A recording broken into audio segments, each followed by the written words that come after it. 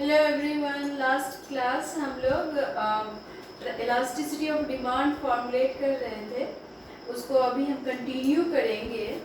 Suppose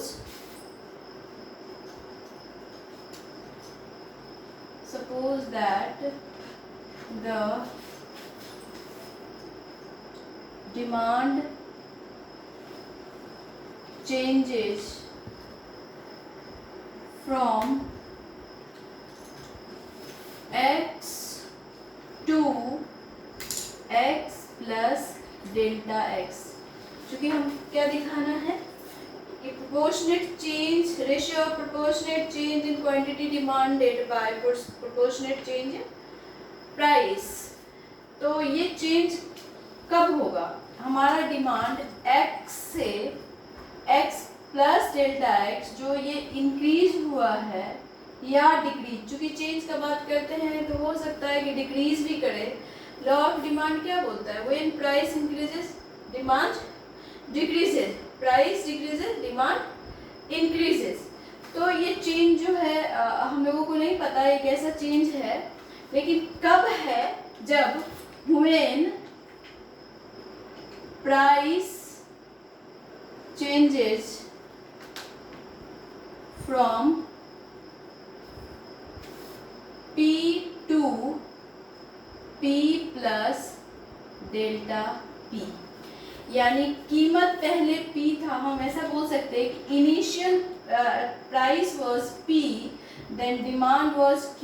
When price changes by delta P, delta P जब हमारा change हो गया प्राइस, यानी कि P प्लस डेल्टा P, तो चूंकि यहाँ प्लस कर रहे हैं यहाँ इंक्रीज ही हम दिखा रहे हैं, या तो इसमें उल्टा ही संबंध है। यदि हम इसको इंक्रीज दिखाएंगे तो ये डेल्टा x क्या होगा? निगेटिव होगा। तो हमारा जो x plus delta x, delta represents change in anything. Delta का मतलब क्या हुआ? इसका क्या मतलब हुआ? हम चेंज दिखाते हैं। यदि हम डेल्टा y दिखा रहे हैं, इसका मतलब क्या है? Change in income. Delta c दिखा रहे हैं, चेंज इन कंजम्पशन। तो delta represents change in anything. अब ईडी क्या होता है हमारा? ईडी होता है देयरफॉर, यहाँ लिखेंगे देन इलास्टिसिटी ऑफ डिमांड क्या होगा? ED इज इक्वल टू, थोड़ा और ऊपर लिखते हैं, ED is equal to proportionate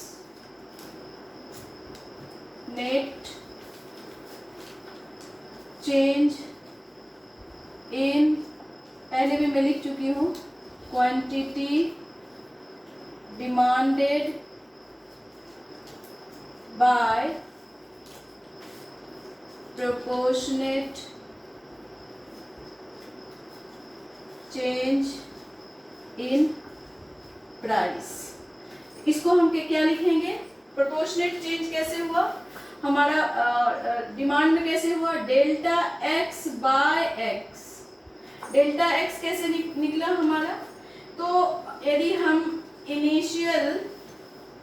initial demand को x से रिप्रेजेंट करें और चेंज प्राइस में चेंज होने के बाद, यानी कि उसको हम यदि फाइनल डिमांड करें, प्राइस में चेंज होने के बाद फाइनल डिमांड को हम x1 करें, तो चेंज इन डिमांड क्या होगा? x1 minus x, that is delta x। तो यानी कि हम इस चीज को x1 minus x by x, यही है proportionate change in quantity demanded. कितना चेंज हुआ क्वांटिटी में? डिमांड क्वांटिटी जितना हम डिमांड कर रहे थे उसमें। क्यों? ड्यू टू, किसके कारण? Due to proportionate change of price, price में परिवर्तन के फलस्वरूप। इस ये भी सेम हो जाएगा डेल्टा P बाय P। ये भी सेम होगा P1 if we suppose P is the initial price and P1 is final price, then delta P will be P1 minus P। ये हो गया डेल्टा P। इसको हम कैसे लिख सकते हैं? Delta x by x into p by delta p। कैसे होता है? a by b, c by d। हम लोग अलजेब्रा में पढ़ चुके हैं, a बाय b होता है, d ऊपर जाएगा bye c।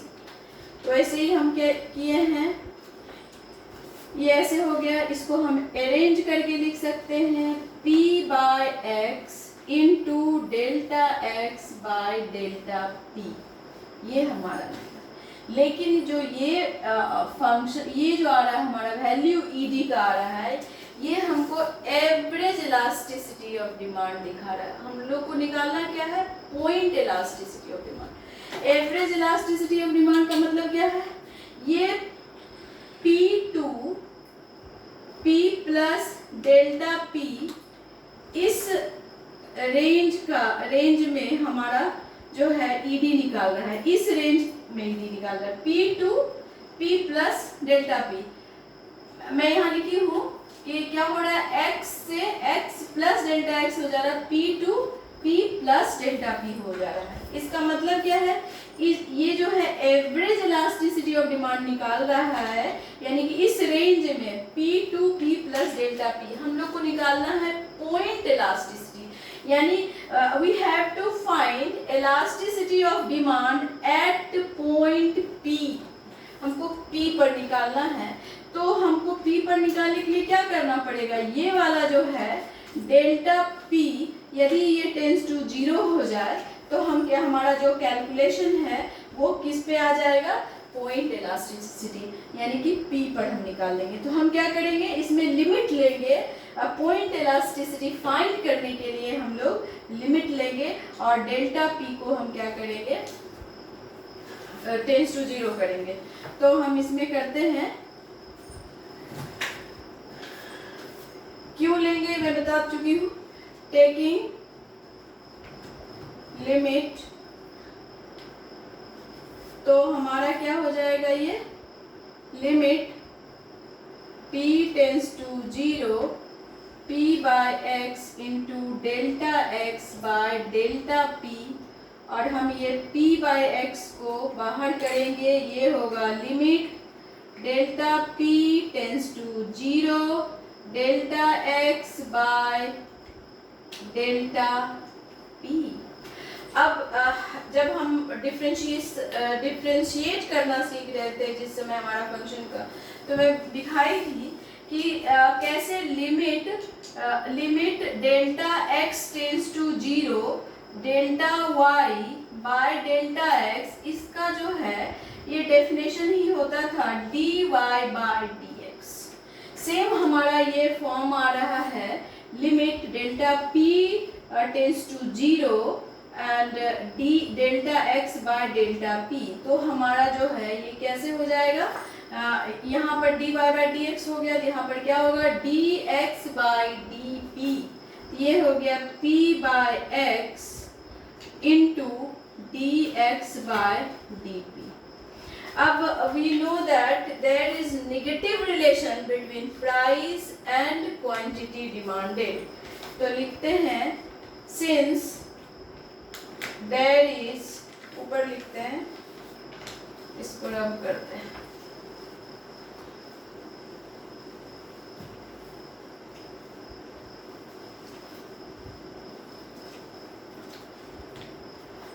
since there is negative relation between price and demand, तो therefore ED हमारा क्या हो जाएगा? Minus p by x dx by dp। ये हो जाएगा हमारा इलास्टिसिटी ऑफ डिमांड। अब हम इसमें यदि मॉडुलस ले लें, मॉडुलस क्या होता है? यदि किसी क्वांटिटी में हम मॉडुलस लेते हैं तो हमको क्या होता है? एब्सोल्यूट क्वांटिटी बाहर आता है, यानी कि नेगेटिव वैल्यू क्या होता है? पॉजिटिव हो जाता है। तो if I take E D modulus E D तो हमारा क्या हो जाएगा, ये मॉडुलस में चला जाएगा और मॉडुलस से बाहर आएगा, ये होगा p bye X into D X by D P, ये हो जाएगा।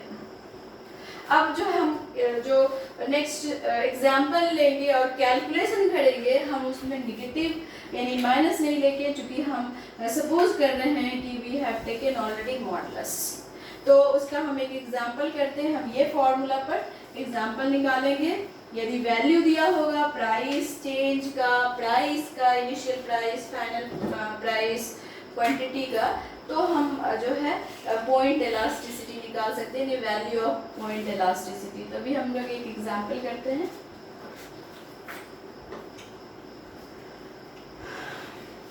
मैं बुक से एक एग्जाम्पल लेती हूँ। फाइंड ईडी, क्वेश्चन क्या है, find ED means elasticity of demand if the demand function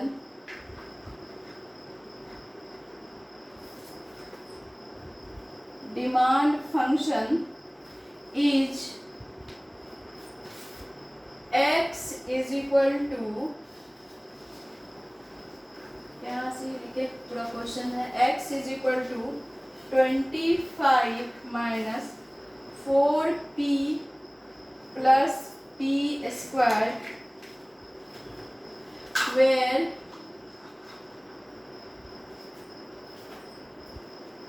where x is the quantity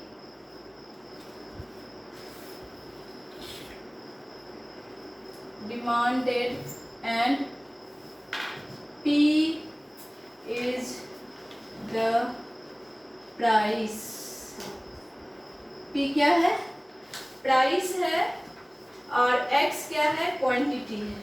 इसका हम लोगों को क्या निकालना है, elasticity.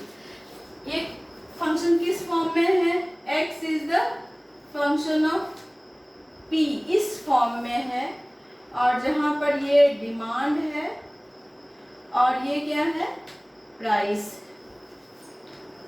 Dependent variable and price is independent variable.